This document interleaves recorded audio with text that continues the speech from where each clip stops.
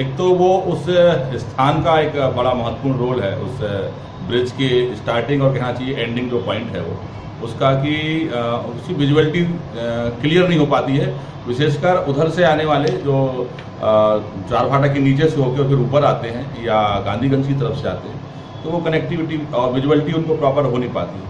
साथ ही साथ जो मुख्य जो इसमें रीज़न था वो था उसकी गति का अधिक होना, और यदि गति कम होती और तो वो अपने वाहन को नियंत्रित कर सकता था।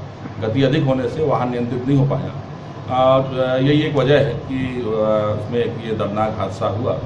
और अब हम ये प्रयास कर रहे हैं और हमारा लगातार हमारा प्रयास ये भी है, एक तो हम उस स्थान पर उस ब्रिज पे बीच में एक डिवाइडर की व्यवस्था कर सकें, हालांकि उसकी चौड़ाई कम है, और हमने इस चीज़ को के लिए लिखा है और बताया भी है नगर निगम को कि डिवाइडर होना बहुत महत्वपूर्ण है इतने बड़े ब्रिज पर, ताकि दोनों तरफ के वाहन अलग अलग तरफ से आ जा सके।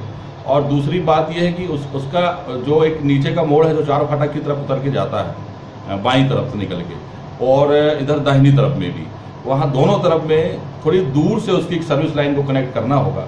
दुकानों को जो अतिक्रमण है वो हटाना होगा। अगर ये स्थिति वहाँ पे क्लियर एक रोड रहे तो वो दुर्घटनाओं को से बचा जा सकता है। सर, जो आज एक्सीडेंट हुआ है इसके पूर्व में भी वहाँ पे कम से कम 4 से 5 हादसे हुए, उसमें भी कई लोगों की जान गई है। सर, एक पॉइंट ही ऐसा है कि जहाँ टर्निंग है, अंधा मोड़ है, तो उसके लिए कुछ किया जा सकता है?